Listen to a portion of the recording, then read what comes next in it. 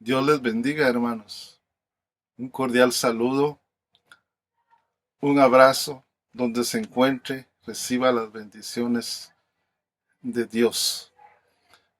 En esta oportunidad quiero predicar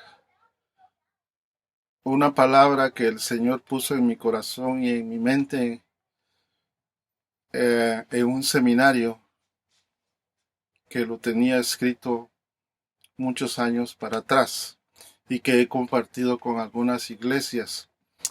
Y es un tema muy controversial. Y siempre la humanidad se ha hecho esta pregunta: ¿cómo fue hecha la Biblia? Y tanto creyentes como no creyentes se han hecho esa pregunta. Y es bien importante que nosotros, los cristianos, los que nos dedicamos a leer la palabra de Dios, tengamos una idea de cómo fue hecha la Biblia, la palabra de Dios, basado en su palabra.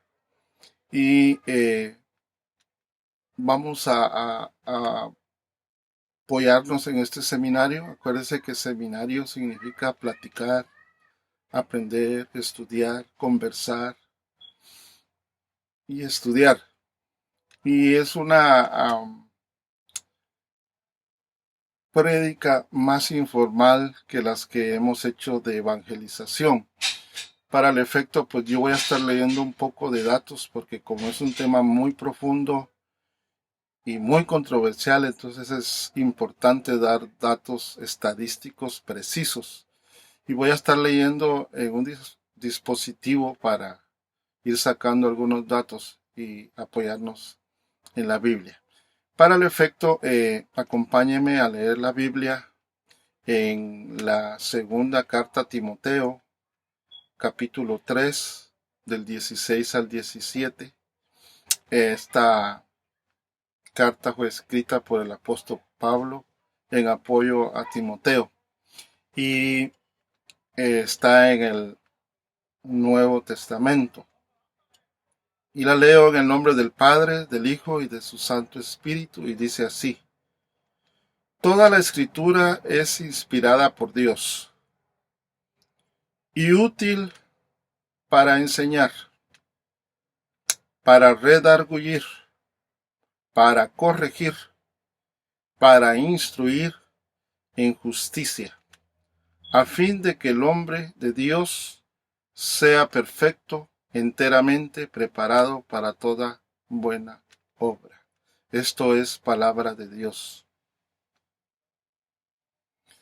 En esta oportunidad vamos a hacer una declaración de fe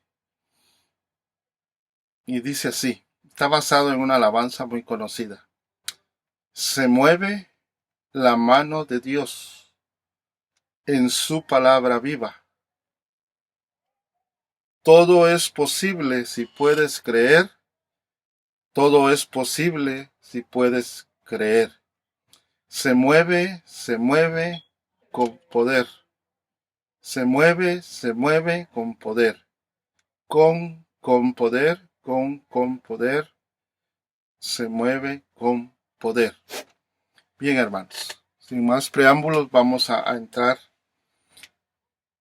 a la primera unidad de este seminario. Y dice, la medida perfecta de Dios. Para todo hay medida. El ser humano, cuando quiere medir la temperatura corporal, usa un termómetro de cuerpo. Si quiere medir la temperatura ambiental, usa un termómetro ambiental. Si quiere medir una distancia, usa una cinta métrica. Si quiere medir la cantidad de lluvia que cayó en determinado lugar, usa un pluviómetro. Si quiere medir el sonido, va a usar un medidor de decibeles. Si quiere también medir la luz, va a usar un medidor de luz. Entonces, hermanos, para todo el ser humano tiene una medida. Pero cuando Dios quiere medir la conducta humana, utiliza su santa palabra, la Biblia. Cuando Dios quiere medir tu conducta, utiliza la palabra, la Biblia. Y es de ahí la importancia de este hermoso libro, de este tesoro que nos ha dado como manual de vida nuestro Señor, Creador, Jehová de los ejércitos. Otra de las unidades habla de la fuente inagotable de la sabiduría. La Biblia, palabra de Dios. ¿Qué significa Biblia? En griego, libros que conforman uno solo, inspirado por una sola mente, la mente de Dios. Fue escrita una parte en hebreo, una parte en arameo y otra parte en griego. ¿Cuántas divisiones tiene la Biblia? Tiene 2 divisiones. ¿Qué significa testamento? Significa pacto. ¿Qué significa Antiguo Testamento? Pacto de la ley. ¿Qué significa Nuevo Testamento? Pacto de la gracia. ¿Cuántos libros tiene el Antiguo Testamento? Tiene 39. ¿Cuántos libros tiene el Nuevo Testamento? Tiene 27. ¿Y cuántos libros en total tiene la Biblia? La Biblia cristiana, en la que nosotros creemos los evangélicos, tiene 66 libros.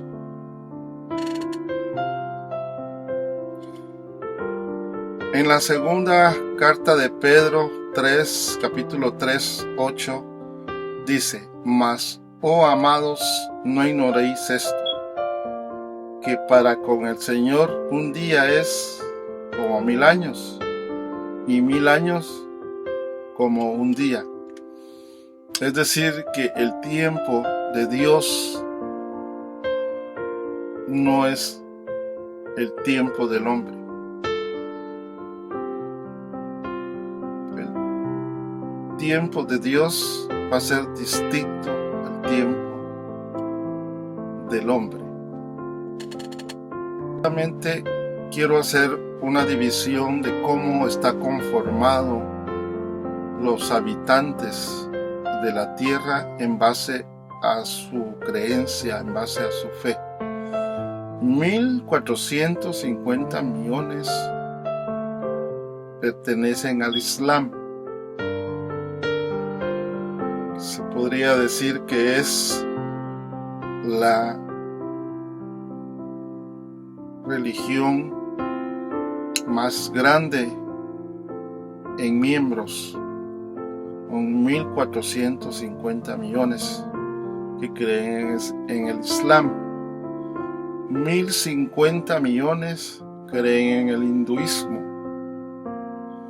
1100 millones no creen en ninguna religión.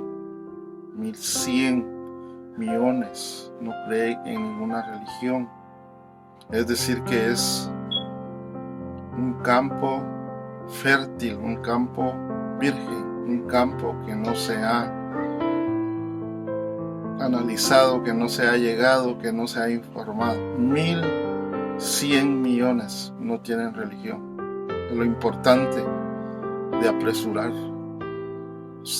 la forma de predicar, ya no estar en 4 paredes llegándole a un grupo de 100 personas, 200 personas, cuando se puede hacer de una forma más masiva, porque hay mucho que hacer todavía y la venida de Cristo ya está cercana por los indicios y los indicadores que dice la Biblia.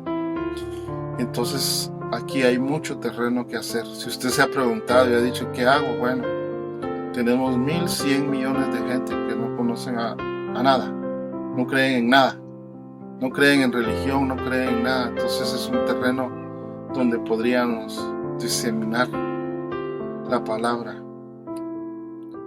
Apoyo y insto a los sembradores, a los que tenemos el llamado de evangelización, a que salgamos de las cuatro paredes de nuestra iglesia y hagamos una labor más eficiente para que estas personas tengan conocimiento de lo que es la venida del Señor Jesús.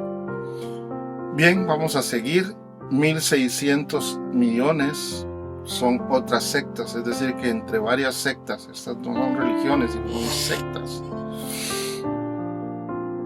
hay 1.600 millones.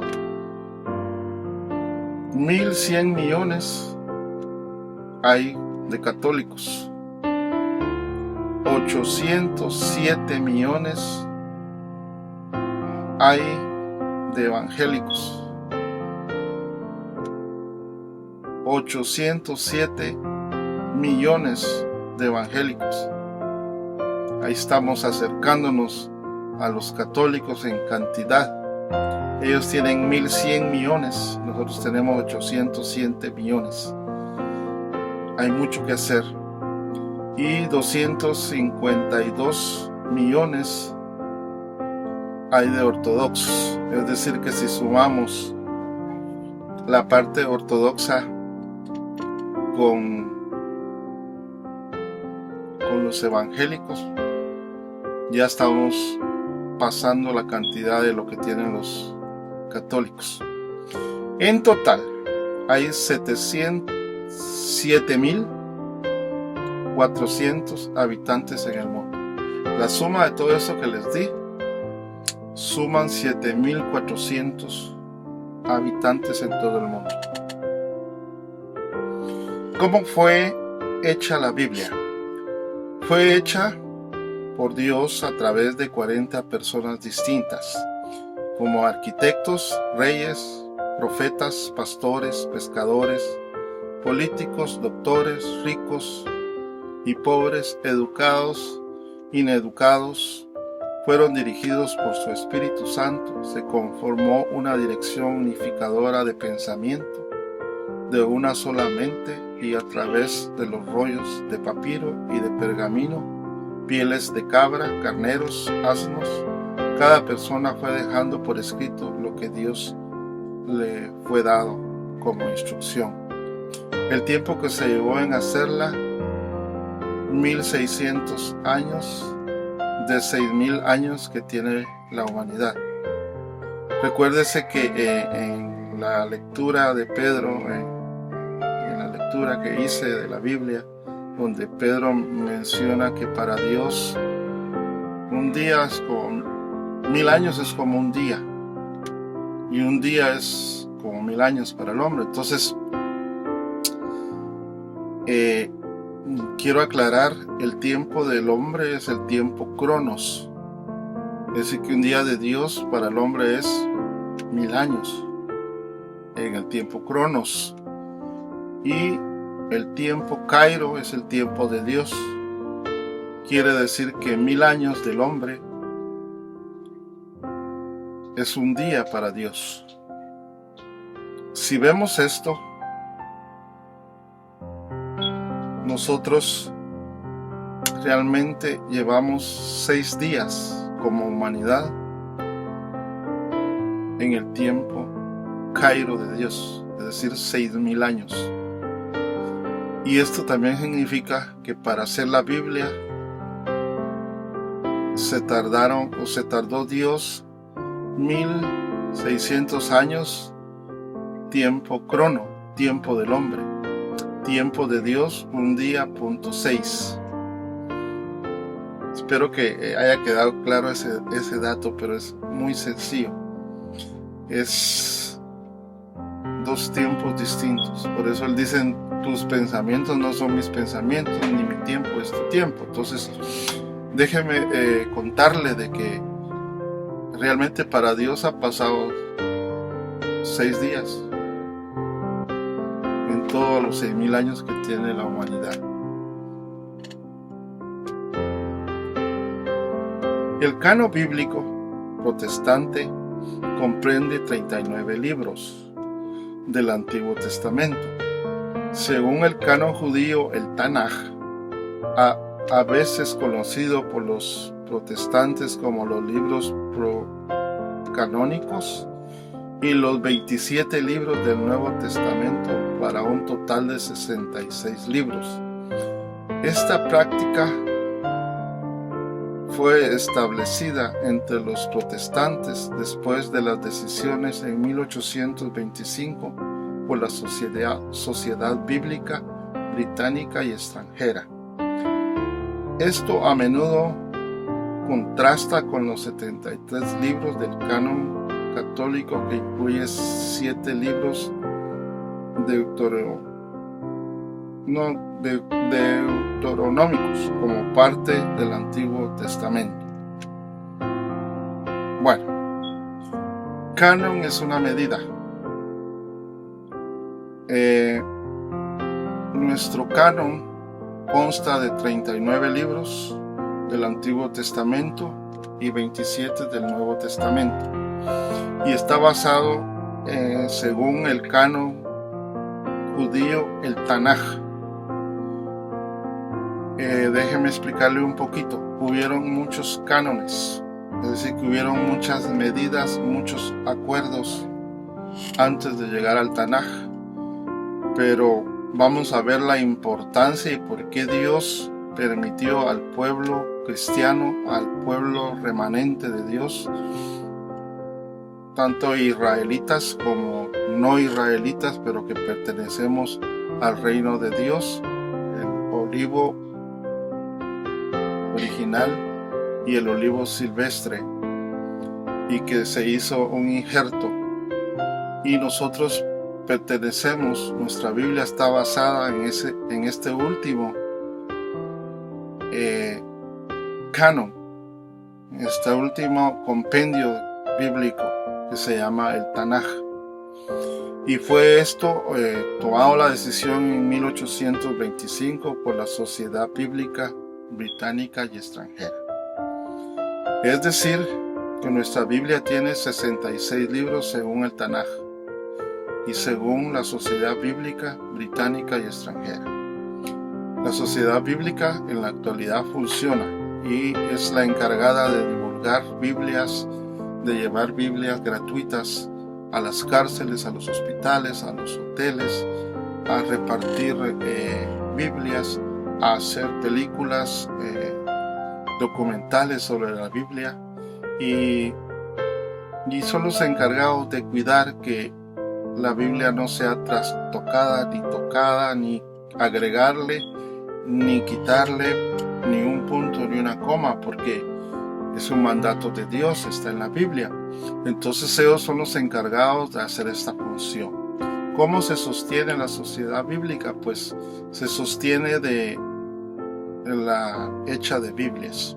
Digamos, toda persona que pone una empresa para hacer Biblias tiene que ser registrada por la sociedad bíblica. Por eso que usted va a ver la Biblia Thomson, que es para estudio, la Biblia de la versión Las Américas, que es para estudio, la Biblia Reina Valera de los 60 y muchas versiones de Biblias, pero que tienen que tener el mismo contenido de libros. Ya va a ser por ejemplo, la interpretación de la Biblia viviente o la Biblia de las Américas, etcétera, etcétera. Entonces todos ellos, para hacer Biblias, tienen que cumplir muchos requisitos con la sociedad bíblica, presentar su versión, y la revisan, les corrigen y les dicen esto no va, esto está mal interpretado y no se puede. Y es hasta que ya autorizan el manual, entonces ya es autorizado y entonces ya se imprime, y de ahí es donde percibe la sociedad bíblica un ingreso y con eso se mantienen. Ha sido muy criticada, unos dicen que es un gran negocio, otros dicen que sí hacen una buena labor, pero yo considero que sí hacen una buena labor, porque ¿quién va a llevar una Biblia a un penal cuando solo autorizan ciertas Biblias que son de la sociedad bíblica? Cuando usted va a un hotel y no es cristiano, lo primero que encuentra en su cabecera es una Biblia en la cabecera. cabecera de su cama es una Biblia, y muchas personas en medio del trajín ejecutivo y de trabajo han llegado cansados y estresados y leen la Biblia, y ahí Dios los toca y se han vuelto cristianos. También en las cárceles se han vuelto cristianos. También la Biblia, hay países muy pobres donde se tiene que llevar y divulgar la Biblia, por ejemplo África. Aquí en Estados Unidos, en Los Ángeles, California, donde yo estoy predicando, pues uno compra Biblias de 40, de 80, de $150, no hay problema. Pero en África no tienen para comprar una. Con $40 es para vivir 2 meses. Es decir que una familia mal comida, mal vivida, le alcanzarían $40 para 2 meses. Imagínense el grado de pobreza. Entonces ahí es donde entra bien la función de la sociedad bíblica en poder estar divulgando la palabra gratuitamente en esos países. Esta sociedad la conforman personas muy honorables, personas de muy buen testimonio y personas, por qué no decirlo, que no necesitan robar, ya son millonarios. Un ejemplo podría ser el fundador de Colgate-Palmolive, que él su diezmo lo aporta para la sociedad bíblica. Imagínense las ventas de Colgate-Palmolive cuando tienen como 300 productos. Entonces, de las ventas anuales él viene y agarra una cantidad y se la da a la sociedad bíblica, y no es el 10%, anda en un 20%, 30%. Puede leer usted la historia de Colgate.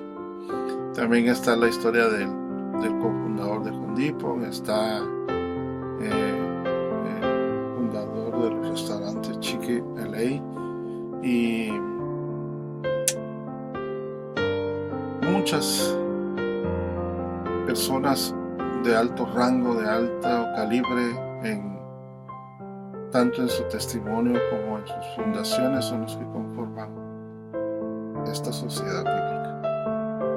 Y a veces los que criticamos a la sociedad bíblica somos los que más negocio hacemos. Que como sea, ellos están dando, están ayudando, están haciendo una labor, pero ¿cuántas personas tienen sus ministerios y solo sus ingresos es para su ministerio, no para los demás? Entonces a veces criticamos, pero no hacemos nada. Entonces dejemos que la sociedad bíblica siga sus funciones, y entre sus funciones más importantes es permitir que no se distorsione el Tanaj, que el Tanaj se mantenga puro.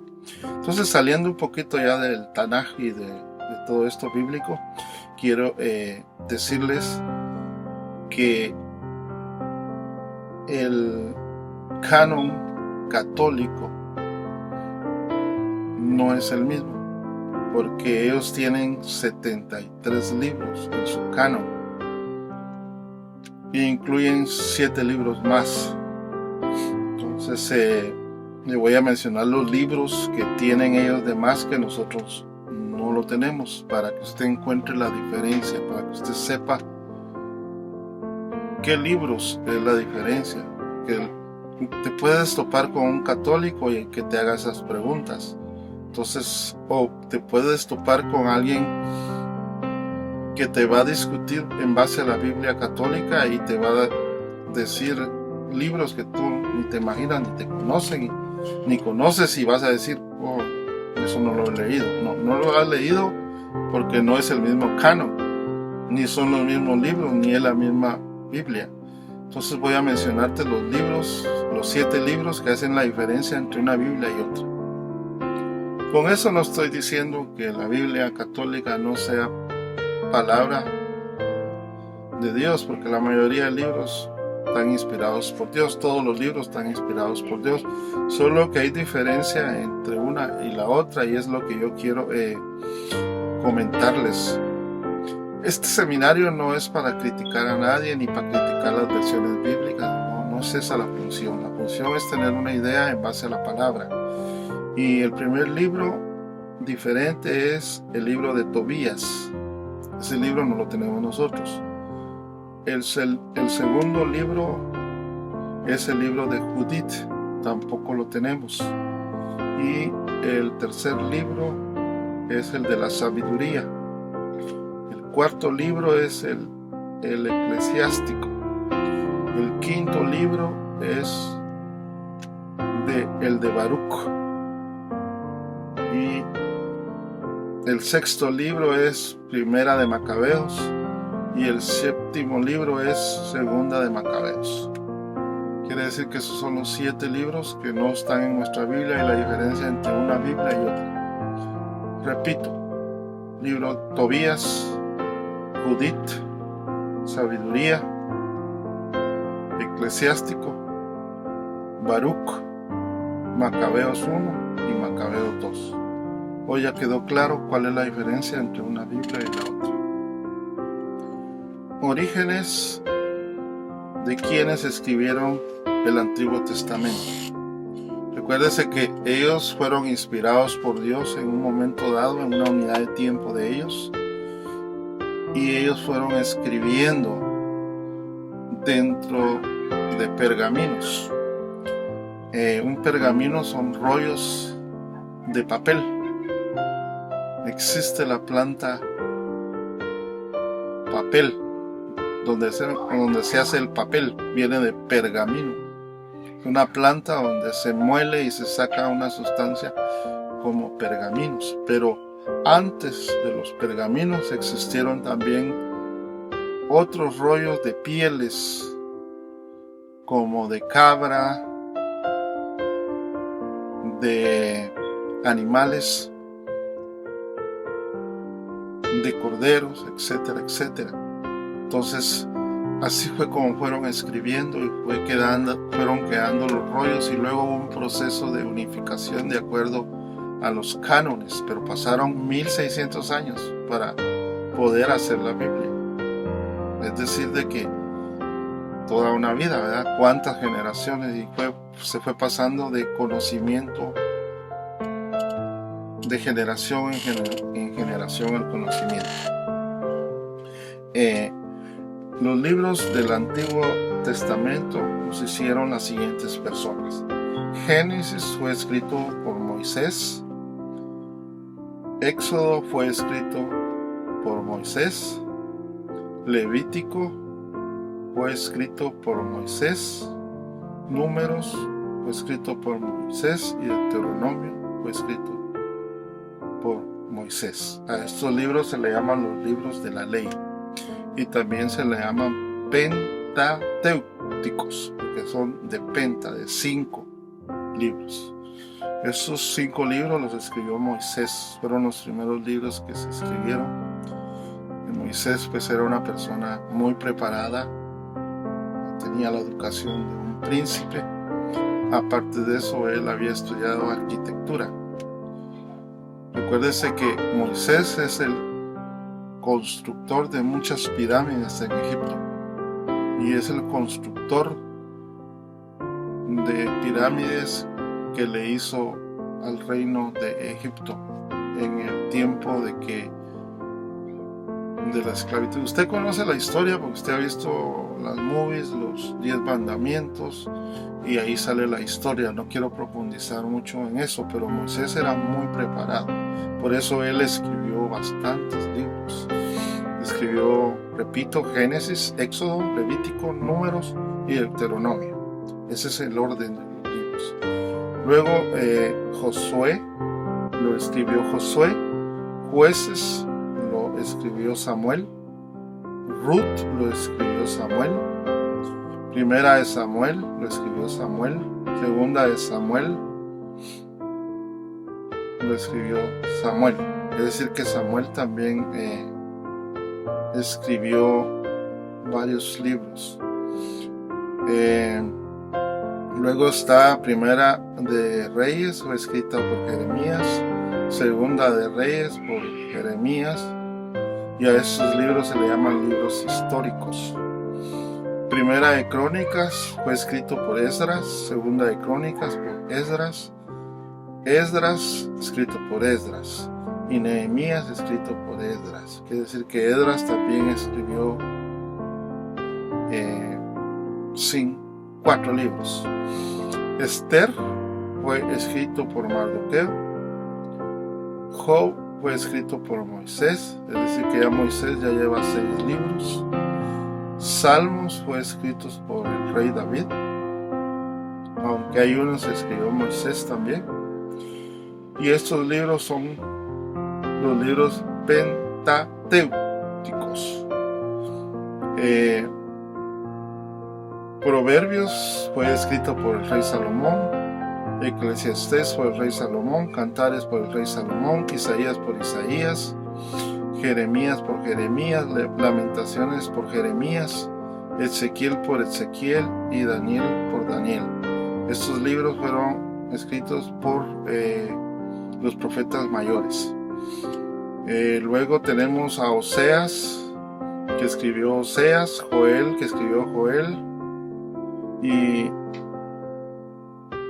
Amós, que lo escribió Amós, y Abadías, que escribió Abadías, Jonás, que escribió a Jonás, Miqueas por Miqueas, y Ahum por Ahum, Habacuc por Habacuc, Sofonías por Sofonías, Ageo por Ageo, Zacarías por Zacarías y Malaquías por Malaquías. Estos últimos de Osea para abajo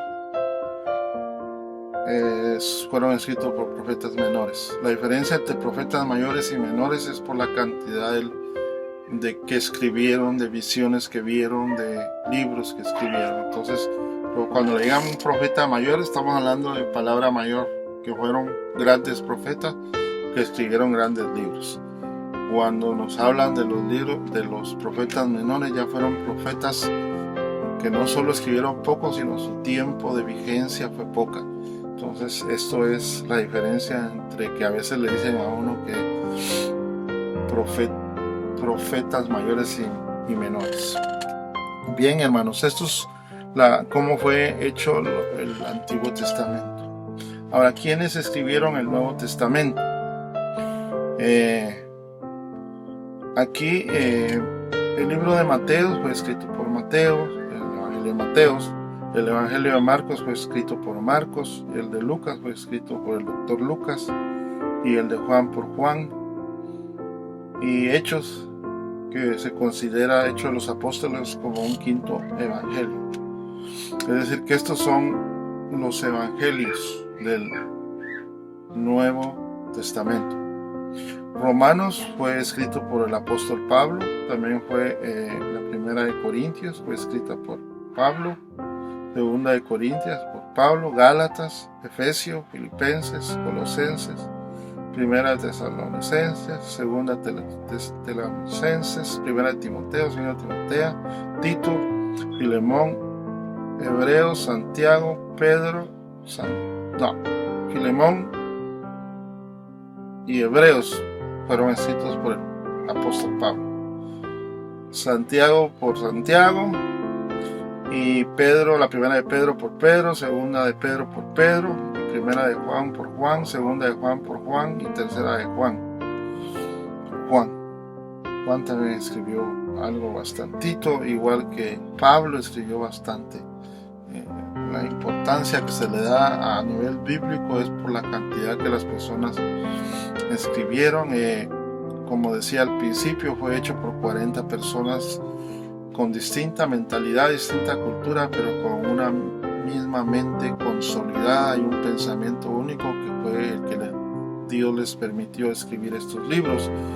Hay doctores como Lucas, hay arquitectos como Moisés, hay pescadores como Pedro, hay negociantes como Pablo, que era empresario, y hay políticos, hay de todo en esas 40 personas.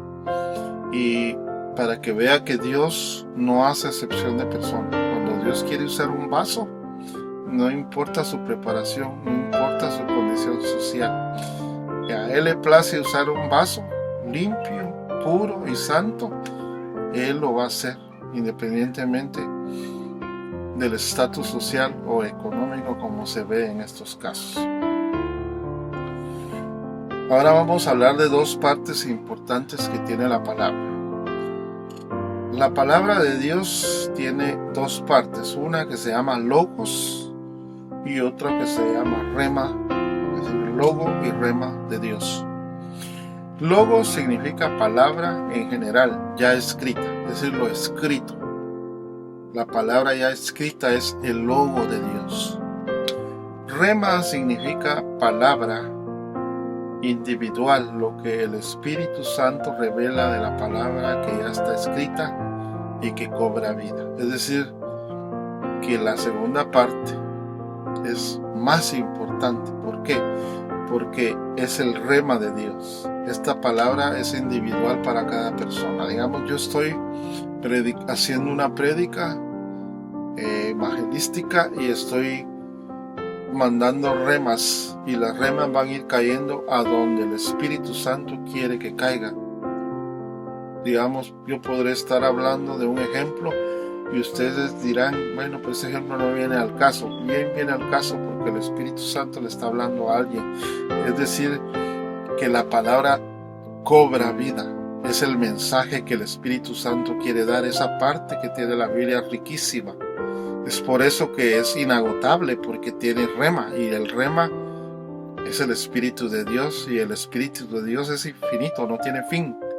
Es por eso que prédicas, a mí me han comentado que mis prédicas son muy sencillas y son muy conocidas, pero tienen otro rema, un rema más fresco.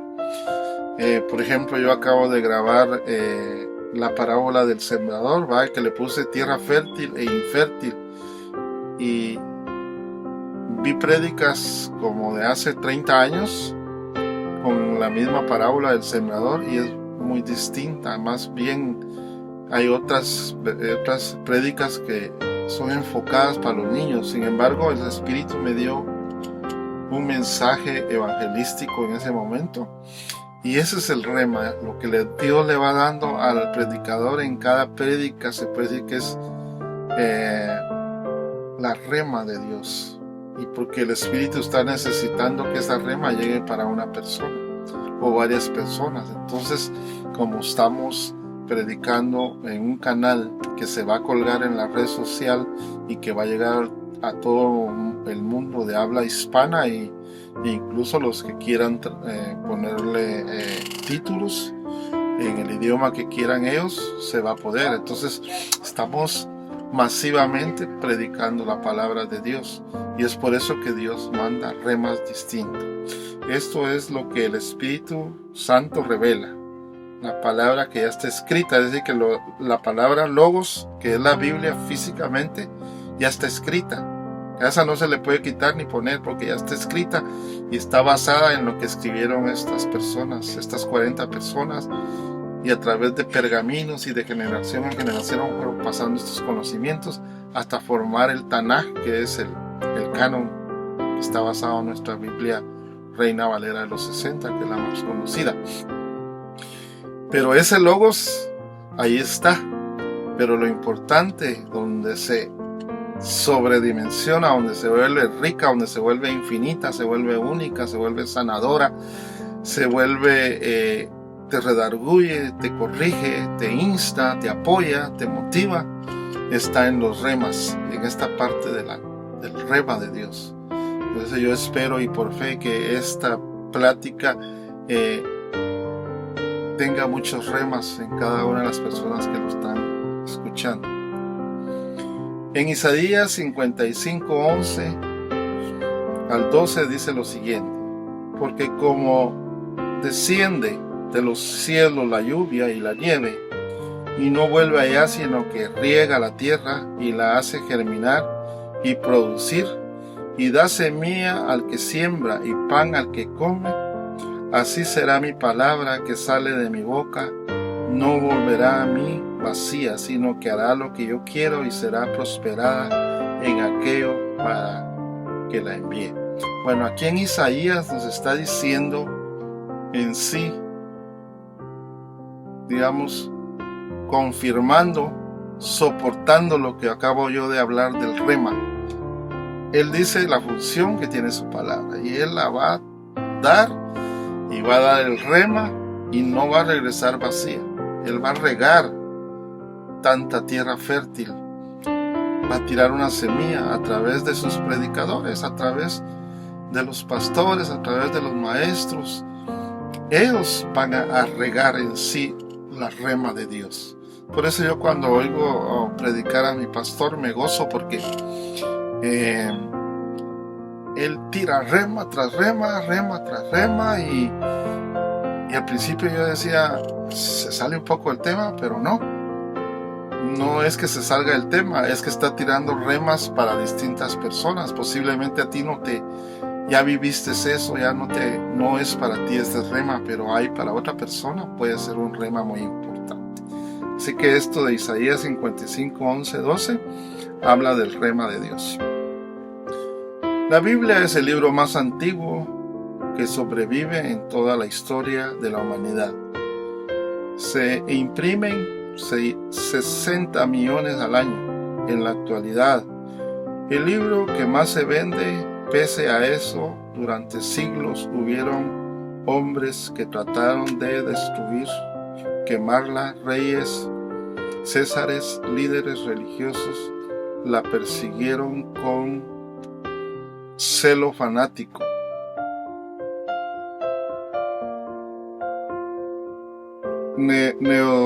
Neodeciano, hasta el nombre es feo. En el año 303 después de Cristo, ordenó la erradicación de todos los cristianos y todos los escritos fueron quemados, torturados, colgados. Pero 22 años después Constantino la catapultó como la autoridad infalible, logrando sus fines políticos.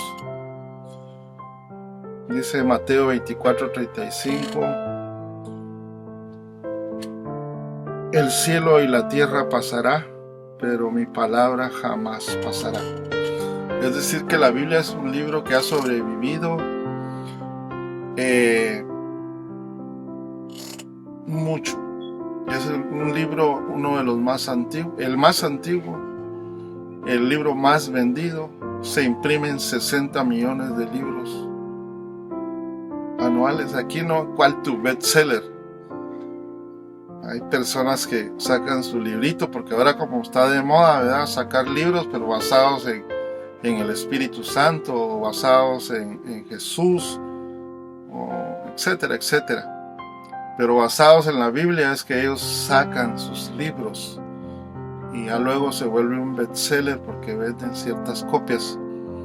Queridos hermanos, esto es un gran negocio. Como la Biblia no está patentada en sí, no está registrada. Imagínense que Dios cobrara derechos de autor de su Biblia. ¿Cuánta gente tendría que pagar derechos de todo lo que sea? Por eso se han hecho millonarios. Por eso muchas personas ven en la Biblia un gran negocio, porque dicen, bueno, agarro la Biblia, me la aprendo, voy a seminarios, me vuelvo pastor, pongo una iglesia y ya. Y todavía eso, los feligreses es mano de obra barata, ¿verdad? Gratis. No pago derechos, la Biblia no es libre, no se paga ningún derecho. Entonces es bien importante que la Biblia no se debe usar para lucrar. Y hay de aquel que lo haga, no va a parar bien. Todas las personas que se han dedicado a lucrar, a vender ese evangelio barato de la prosperidad, ya al pasar el tiempo hemos visto cómo han ido cayendo, ¿verdad? Cada uno en su momento, en su tiempo. Los que quedan actualmente pastores y predicadores de la prosperidad son una mala copia de los pastores americanos e ingleses que ya cayeron, que ellos ya reconocieron que andaban mal y que se quedaron ya sin fortuna. Ahora estos son los latinos, son una mala copia. Es como una copia china, pues, que no tiene base ni fundamento. Entonces, La Biblia ha sido atacada por muchos tiempos. Este rey que hasta su nombre me cuesta pronunciarlo, mandó a matar a los cristianos, a quemar todos los escritos, todas las Biblias. Hubieron césares, hubieron reyes, Neodeciano se llama. En el año 308 después de Cristo condenó a la erradicación de todos los cristianos, y todos los escritos fueron quemados. Fuimos torturados, colgados, pero 22 años Constantino, por sus ambiciones políticas, y que considero yo que Dios utilizó a este gobernante, porque él dice que tuvo una visión y que en el nombre, si peleaba en el nombre de la cruz, iba a triunfar. Pues eso es puro manipuleo político, y porque también la Biblia y la vida de Jesús ha sido usada para propósitos personales. Pero con lo que hizo Constantino, bien importante, por eso creo yo que Dios estuvo de por medio en esto, porque puso la Biblia como la ley de Dios, como lo que tenía que creer, por medio de un edicto del rey. Entonces es bien importante cómo se expandió, porque ya la Biblia venía bien perseguida, y va a seguir perseguida, porque van a venir tiempos en que lo que va a estar colgado en la nube, en lo que va a estar en la internet, es lo que va a sobrevivir, porque Biblia las van a quemar, van a perseguir a los cristianos. Entonces, bien importante diseminar la palabra de Dios en todos los medios, en todas las cosas satelitales, porque esto es lo que va a ir quedando al final. Esperemos que en Dios nosotros ya no estemos aquí, que hayamos sido arrebatados, pero eso es lo que va a perseverar, ya no los libros escritos, eso los van a quemar, las imprentas las van a destruir. Pero ¿cómo van a destruir la nube de internet? No sé si se ha puesto a pensar en eso. Bueno, entonces Mateo 24:35 dice, el cielo y la tierra pasará, pero mis palabras jamás pasarán. Eso es lo que dice Jesús. Ha pasado el tiempo, han pasado reyes, gobiernos, crisis, no crisis, y la palabra ahí se permanece, no pasará jamás. Importantísimo, ¿verdad? Que es el libro más viejo que existe y ha sobrevivido. Gloria a Dios por ese tesoro. Padre bendito, te agradecemos por habernos dado tu palabra. Es para nosotros los cristianos, tus hijos, es de suma importancia. La queremos, la adoramos, la albergamos, pero principalmente queremos practicarla. Queremos trasladar el mensaje a otras personas. Gloria a Dios. Todo lo que se hace en este canal, la gloria es para Dios, la gloria es para Jesús y para el Espíritu Santo. Bien, después de esta descompostura que tuve, volvamos al tema. Sí. Aquí voy a hacerles unas preguntas como un juego de palabras, pero que están basados en la Biblia. Y van a ver ustedes las matemáticas perfectas de Dios. Dios es perfecto, Dios es infinito, Dios es omnisciente, omnipotente, omnipresente. Dios es grande, Dios es guerrero. Dios es nuestra muralla. Dios es nuestra torre, nuestra roca. Eres grande, Dios. Te alabo, te glorifico, porque eres un gran Dios. La primera pregunta: ¿cuál es el capítulo más corto de la Biblia? La respuesta es el Salmo 117. Alabad a Jehová, naciones todas, pueblos todos, alabadle, porque ha engrandecido sobre nosotros su misericordia, y la fidelidad de Jehová es para siempre. Aleluya. Mire el centro, mírelo, el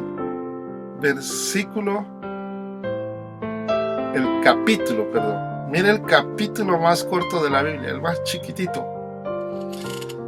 Lo que dice de importante, nos está hablando de su fidelidad, de su misericordia.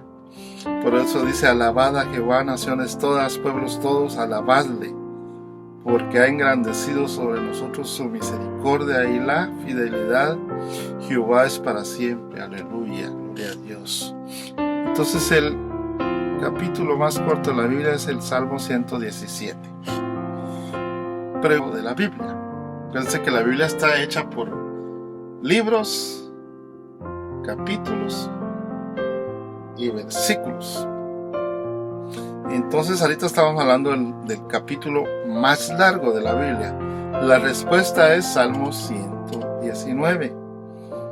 Yo se lo voy a dejar como tarea para que usted lea el Salmo 19, porque es larguísimo.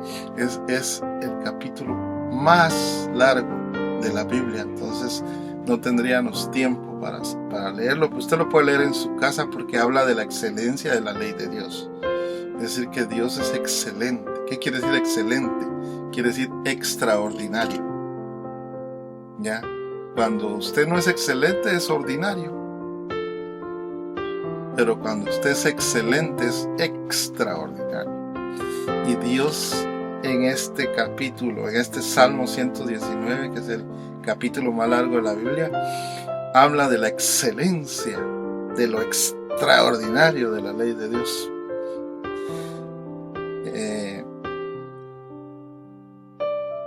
Dice ahí al final del capítulo, ahí en el versículo 105, dice: lámpara es a mis pies tu palabra y lumbrera mi camino. Lea el Salmo 119, es el capítulo más largo de la Biblia. Pregunta: ¿cuál es el capítulo que está en el centro de la Biblia? Respuesta: Salmo 118. Y habla de bendiciones al confiar en Dios, y habla de que no hay que confiar en el hombre, sino en Dios. Entonces quiero repetir la pregunta: ¿cuál es el capítulo que está en el centro de la Biblia? Y es el Salmo 118. Y habla de las bendiciones al confiar en Dios. Miren las matemáticas perfectas de Dios. Hay 594 capítulos antes del Salmo 118. Es decir, que 118 es el centro. Para atrás hay 594 capítulos. Y para adelante, después del Salmo 118, hay 594 capítulos. Es decir, que para atrás 594 capítulos y para adelante 594 capítulos. Y el centro es el 118, el Salmo 118. Ahora, pregunta: aclarando eso, en total la Biblia tiene 1188 capítulos. Aclarando esto, vamos a hacer la pregunta: ¿cuál es el verso que está en el centro de la Biblia?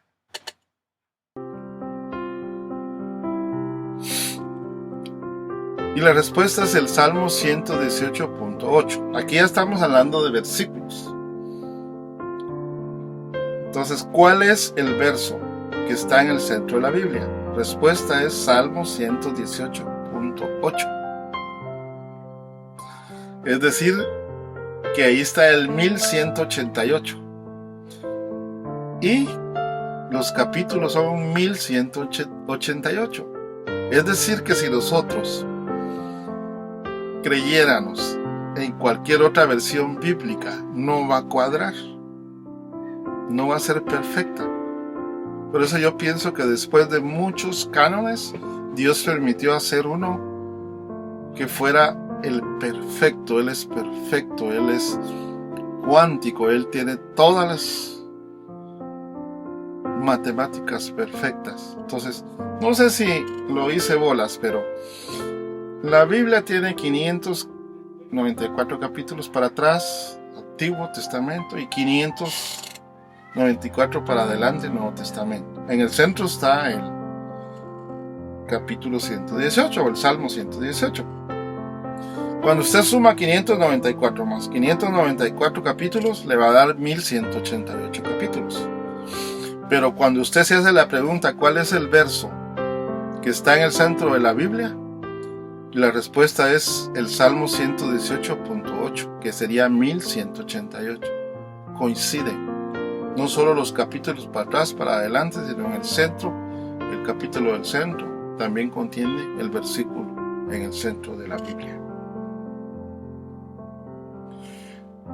Déjeme ampliarle el Salmo 118.8, que es el versículo central de la Biblia.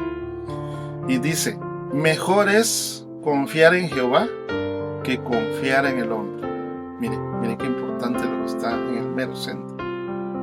Dice que es mejor confiar en Dios, en Jehová, y no confiar en el hombre. Sin embargo, nosotros nos damos de cabeza contra la pared, nos tropezamos a cada rato y seguimos confiando en el hombre. No confíes en el hombre, confía en Dios. Si el hombre es de buen testimonio, nútrete, aliméntate, pero no confíes. Siempre que tomes una decisión, confía en Dios, pide su guianza en el secreto, pide su orientación de su espíritu en el secreto y luego actúa, pero no confíes en el hombre.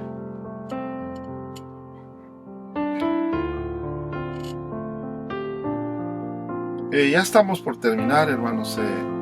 Voy a leer esto porque es un poquito largo. A ver si me da tiempo a leerlo. Está un poco pequeño, pero bien importante. Se lo voy a leer. Y dice: la promesa del Espíritu Santo. Juan 14, 15, 29.